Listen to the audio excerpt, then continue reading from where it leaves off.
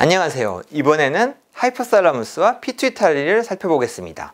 여기 보이는 이 구조 동그랗게 좀 내려와 있는 게 피투이타리입니다. 그 위에 하이포살라무스가 있고 또 이 뇌 전체로 봐서는 그러니까 매우 한가운데이면서 약간 브레인스템보다는 앞쪽에 있고 이런 위치에 하이포살라무스와 피투이타리가 있습니다.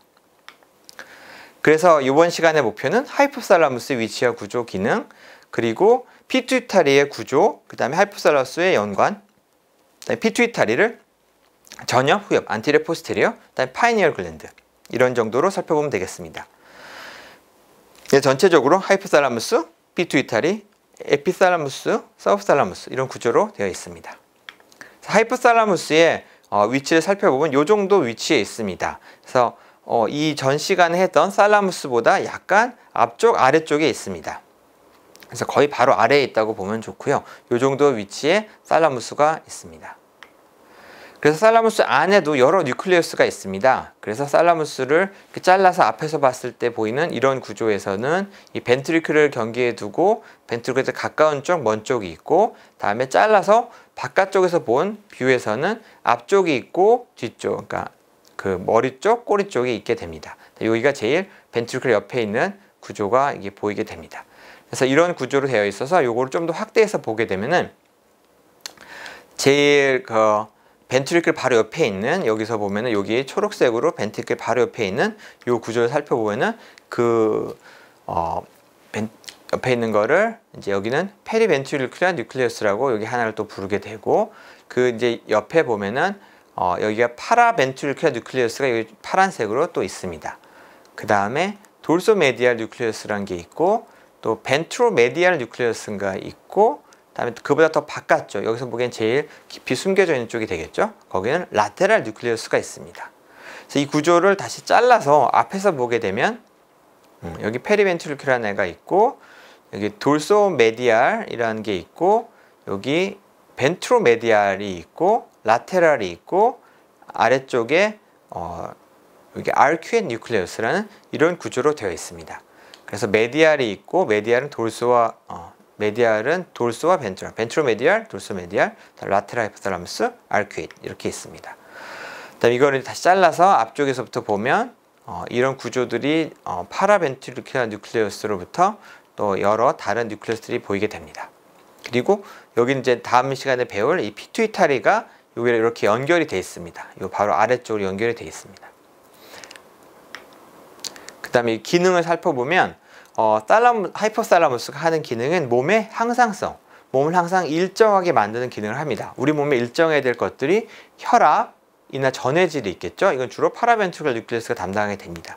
이거를 혈압과 전해질을 일정하게 유지하기 위해서 이런 목마름이라든지 아니면 짠맛을 먹고 싶게 한다든지 물을 마시게 한다든지 아니면 여러 자율신경계나 호르몬을 낸다든지 해서 혈압과 전해질 균형을 맞추게 되고, 다음에 에너지 대사, 그러니까 우리 너무 많이 먹어서 너무 살찌지 않거나 아니면 너무 배고파서 에너지가 부족하면 먹게 만들거나 해서 배고픔이라든지 이런 걸 통해서 우리 몸의 에너지를 항상 일정하게 너무 살찌지 않게 만드는 걸 하고, 그걸 위해서 아큐엣, 파라벤트리클, 라테랄 하이포살라무스들이 이 역할을 하는 걸로 알려져 있습니다.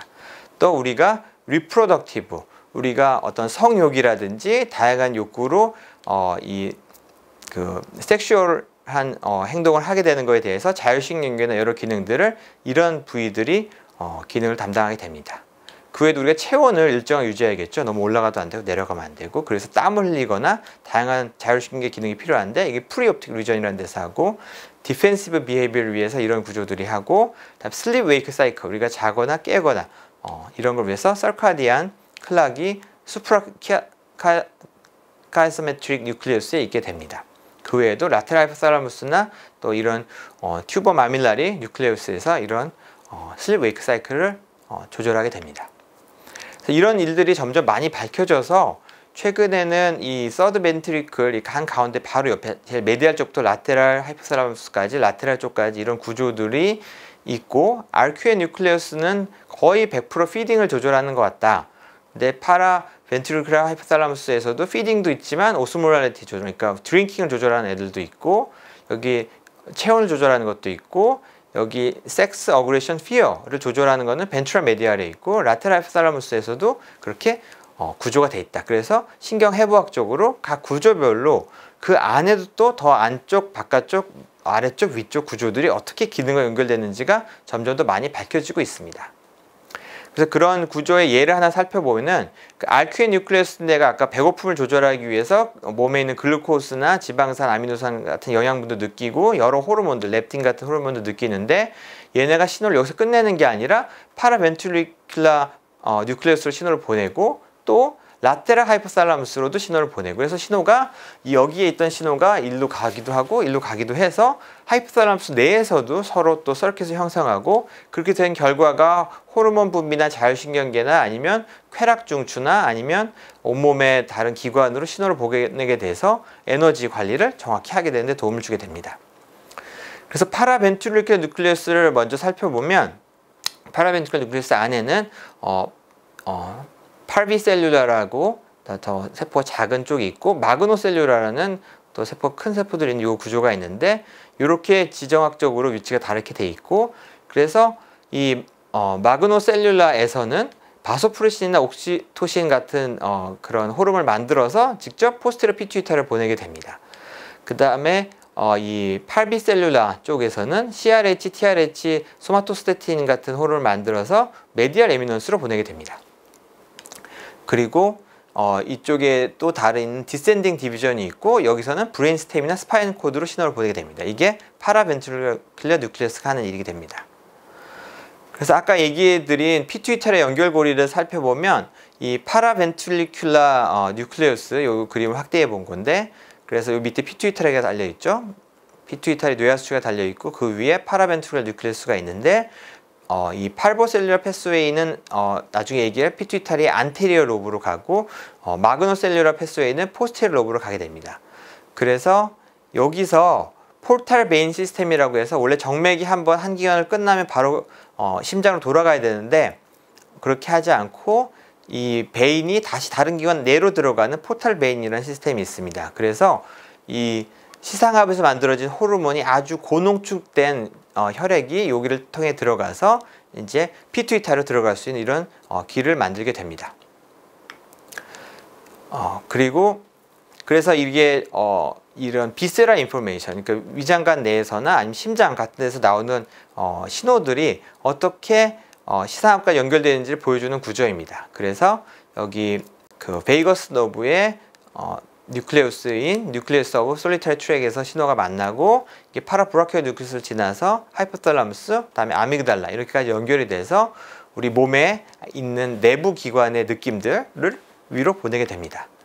또 반대로 자율신경계 조절도 하이포탈라무스에서 시작이 되게 됩니다. 그래서 콜텍스나 아미그달라부터 신호를 받아가지고 만약 아주 무서운 걸 봤다 그러면 하이포탈라무스가 자율신경계에 쭉 요 길을 따라 내려가서 결국 베이거스 너브를 따라서 심장을 조절하기도 하고 또 척수에 인터메듈라리 라테랄 인터메디오 라테랄 셀 컬럼이라는 IMN을 통해서도 심파테틱 트렁크를 통해서 또 교감신경을 통해서 심장을 빨리 뛰게 이렇게 만들게 됩니다.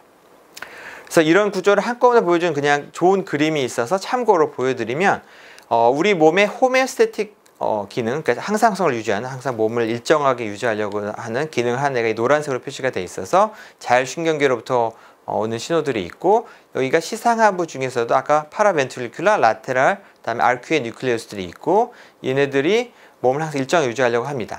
하지만 넌 호메오스타틱, 그러니까 일정하게 유지하기보다는 뭔가 더 쾌락을 추구하거나 이런 넌 헤모스타틱한 요소를 하는 요소들로 이 콜텍스, 아미그달라, 히포캠퍼스들이 있어서 얘네들이 여기서 같이 만나 가지고 동시에 함께 어떤 방향으로 일을 하게 됩니다.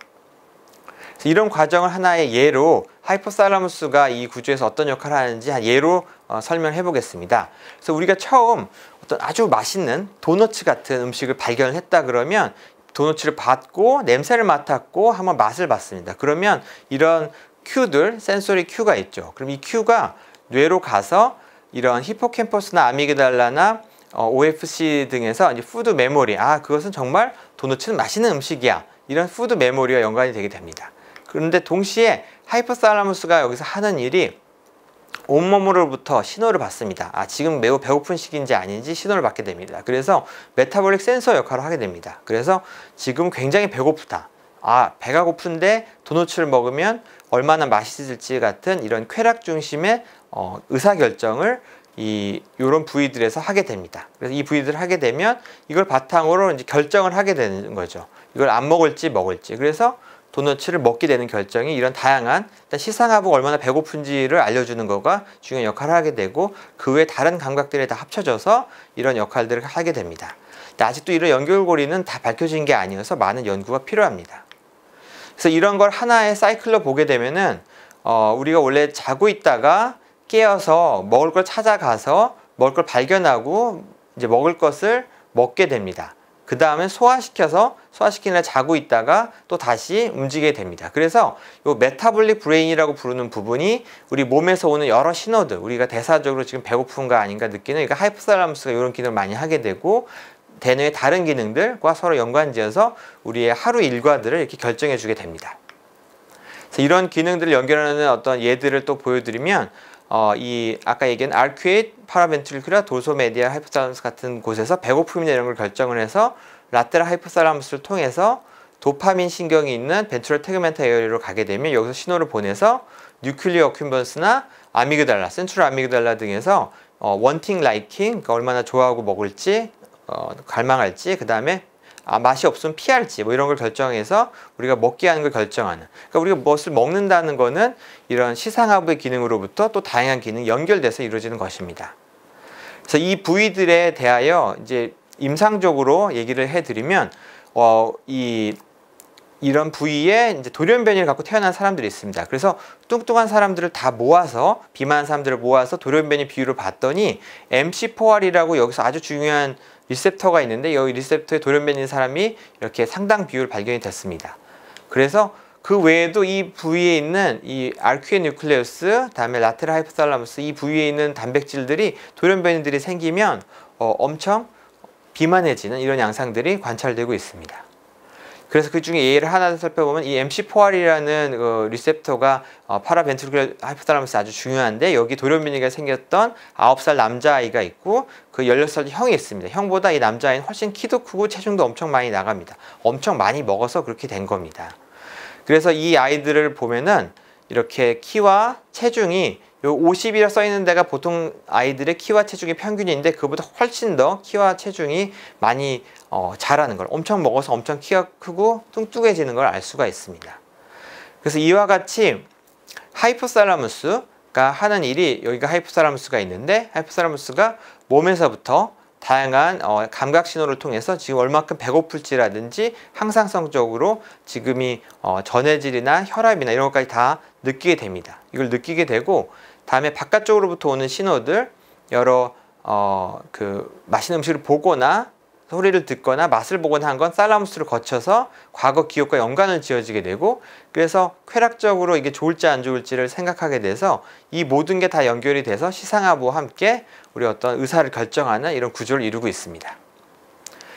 이 다음으로 이제 피투이타리 글랜드를 살펴보겠습니다. 피투이타리 글랜드는 하이포살라무스보다 바로 아래쪽에 있는 이런 작은 기관으로 인펀디블룸이라는 구조로 연결이 되어 있고, 여기는 앞쪽과 뒤쪽이 완전 다른 조직입니다. 그래서 안티리어 피투이타리, 포스테리어 피투이타리가 완전 다른 조직으로 이거는 스페노이드 본 안에 하이포피지얼 포사라는 주머니 안에 들어있게 됩니다. 그래서 이 구조를 살펴보면은 이런 뇌하수체는 여기 안티리어 로브와 포스테리어 로브 이렇게 돼 있고, 그 안에는 이런 팔스 튜버랄리스, 다음에 팔스 디스탈리스, 팔스 인터메디아 이런 구조로 나뉘어져 있고, 포스테리어 로브는 인펀디블룸과 포스테리어 널보자로 나뉘어져 있습니다. 그래서 이 피투이타 글랜드는 안테리어 포스테리어 글랜드가 발생학적으로 완전 다른 기관입니다. 그래서 안테리어 로브는 이 라프케스 파우치에서 이렇게 나온 엑토돔 오리진으로 이렇게 생긴 이런 샘 기관이고, 그래서 안테리어 로브는 샘 뇌하수체라고 부릅니다. 그러니까 여기는 호르몬을 만드는 기관이고, 포스테리어 로브는 뒤옆은 뉴로 하이포피시스라고도 부르고, 이거는 신경 뇌하수체. 그래서 여기는 뉴로액토돔의 일부가 튀어나와 있는, 그래서 여기는 신경에서 나온 이런 구조로서 완전 다른 기원의 구조입니다. 아까 얘기했던 포탈 시스템이 중요하게 됩니다. 그래서 하이포살라무스로부터 하이포피지알 포탈 베인이라는 시스템을 통해서 시상하부에서 보내주고 싶은 그런 신호들, 호르몬 신호들을 아주 고농도로 여기에만 들어가 있게 돼서 고농도의 시상하부 호르몬들이 일로 내려와서 안티로브로 내려갈 수 있게 그런 구조로 되어 있습니다. 이게 이런 포탈 구조로 돼 있어야지 시상하부 호르몬을 조금만 만들어도 고농도에 내려보낼 수가 있지, 이거를 전신을 갔다가 다시 오게 되면 그 농도가 너무 희석이 돼서 신호 전달체계가 좋지 않게 되어 있습니다. 그래서 이런 구조로 되어 있고, 인터널 캐로티드 아테리로부터 오는 이런 슈페리어 하이포피지얼 아테리가 있고, 또 인페리어 하이포피지얼 아테리가 있어서 이런 구조로 연결이 돼 있고, 결국 여기 있던 정맥들은 다 하이포피지얼 베인을 통해서 나가게 되어 있습니다. 그래서 이 피투이타리가 하고 있는 기능들은 또 다른 데서 살펴보겠지만, 피투이타리가 하는 이 안테리어 피투이타리는 특히 이 시상하부, 아까 하이포살라무스에서 여러 물질들을 호르몬을 만들면 2차적으로 반응을 해서 시상하부 호르몬에 반응하여 뇌하수체 호르몬, 피투이타리 호르몬을 만들게 되고, 피투이타리 호르몬이 내려가서 온몸에 있는 여러 내분비 기관들에 작용을 하여 그 기관들에게서 호르몬을 만들게 하거나 덜 만들게 하거나 이런 역할을 하게 됩니다. 그래서 여기가 시상하부, 여기가 안테리어 피투이타리, 그 다음에 엔드오간, 그 다음에 그 다음 엔드오간이 결국 하려고 하는 최종 기관까지 연결되는 구조에 있어서 여기가 시상하부 호르몬, 다음에 여기 뇌하수체 호르몬, 그의 1대1 대응이 돼서 그 밑에 기관으로 연결되어 있는 구조로 되어 있습니다. 그래서 그걸 표로 살펴보면 이렇게 되어 있고, 이건 다른 기회에 또 배울 기회가 있을 것입니다. 그래서 각각 기관들이 시상하부로부터 뇌하수체, 말단 내분 기관까지 이런 연결 구조로 되어 있습니다. 그래서 안테리어와 포스테리어가 근본적으로 하는 일이 좀 다릅니다. 그래서 이 안테리어 피투이타리 글랜드는 이 뇌하수체로부터 안테리어 피투이타리 글랜드는 시상하부로부터 하이포살라무스부터 신호가 오면 이 포탈 시스템을 통해서 온 호르몬에 반응해서 새로 호르몬을 만드는 기관이 바로 안테리어 피투이타리입니다. 하지만 포스테리어 피투이타리는 여기에는 신경세포, 호르몬을 만드는 세포들이 있지 않습니다. 여기는 시상하부, 하이포살라무스에서 만든 호르몬들이 요 다발을 따라서, 너브 파이버를 따라서 내려와서 그냥 그 뿌려지는, 요게 나오게만 하는 그런 배출하는 역할만 하게 됩니다. 여기서 만드는 게 아니라 모든 호르몬은 다 시상하부에서 만들고, 이 너브 파이버를 통해서 호르몬들이 내려와서 그 호르몬들이 이 포스테리어 피투이타리에서 혈액으로 분비만 되는 그런 구조로 되어 있습니다. 그래서 그 외의 기관들을 간단히 살펴보겠습니다. 그래서 에피살라무스는 이 하이포살라무스보다 더 뒤통수 쪽에 있는 걸로 하베뉴라 뉴클레이와 파이니얼 글랜드 등이 있습니다. 그래서 이 해부 실습할 때 보면 이런 구조로 살라무스가 있고, 양쪽 살라무스 연결하는 다리가 있고, 여기서 약간 이 파이니얼 글랜드는 더 등 쪽으로 이렇게 있게 됩니다. 여기 하이포살라무스가 있게 되고 이렇게 됩니다. 그래서 이 파이니얼 글랜드에는 브레인 샌드라고도 부르는데, 이게 이런 엑스레이를 잘 흡수하는, 그래서 CT를 찍었을 때 밝게 하얗게 보이는 기능이 그런 특징이 있어서 뇌 구조에 있어서 어떤 지표적인 랜드마크 역할을 합니다. 브레인 샌드라고 파이니얼 글랜드를 부르기도 합니다. 파이니얼 글랜드에 있는 브레인 샌드를 그런 역할로 사용하기도 합니다. 파이니얼 글랜드가 주로 하는 일은 멜라토닌을 만드는 겁니다. 그래서 멜라토닌을 만들어서 해가 뜨고 해가 지는 거에 대하여 알맞게 반응을 하여 우리의 하루 그 사이클을 잘 맞추는 게 하는 일이 됩니다. 그래서 이게 오후 2시, 오후 저녁 8시, 새벽, 그다음 아침 7시가 되면 멜라토닌이 이렇게 만들어졌다가 뚝 떨어지고, 이래서 이런 구조로 24시간 동안 멜라토닌 플럭추에이션이 있고, 이걸 통해서 우리가 하루에 자고 깨고를 더 건강하게 잘 할 수 있게 됩니다. 하베뉴라 뉴클레이가 있고, 하베뉴라 뉴클레이는 림빅 시스템과 연결이 있어서 오토노믹 펑션과 이모셔널 드라이브를 조절하는 이런 부위입니다. 그 외에 이제 서브살라무스라는 구조가 있고, 서브살라무스는 여기가 인터널 캡슐, 살라무스, 여기 하이포살라무스가 있으면 그 사이에 있는 요 정도, 여기 있는 요 구조로 그 살라무스보다는 더 아래쪽에 있고 하이포탈라무스는 좀 더 등 쪽에 있게 됩니다. 그래서 여기에는 서브살라믹 뉴클레우스랑 조나 인설타가 있고 여기가 조나 인설타고 여기가 서브살라믹 뉴클레우스가 됩니다. 그래서 이 구조들은 베이잘 갱글리아나 아니면 브레인스템 등으로 연결이 돼 있어서 다양한 기능을 할 걸로 예상이 되지만 아직까지 이렇게 잘 알려져 있지는 않습니다. 그래서 이제까지 배운 거를 살펴보면 하이포살라무스는 하는 중요한 역할은 혈압이라든지 전해질을 조절하는 건 파라벤트리큘라, 에너지 대사를 조절하는 건 알퀴엣 파라벤트리큘라 라테랄 하이포살라무스, 리프로덕티브 기능도 하고 바디 템퍼레처 기능은 프리옵틱, 그다음에 슬립 웨이크 사이클을 수프라카이스메트릭이 한다는 것입니다. 그리고 이제 피투이타리에 대해서는 포르타벨 시스템이 독특한 해부 구조로 되어 있고 안테리어와 포스테리어가 있어서 각각 다른 호르몬들을 관장하고 있습니다. 그다음에 파이니얼 글랜드, 에피살라무스, 서브살라무스에는 이런 구조들이 있습니다. 시청해 주셔서 감사합니다.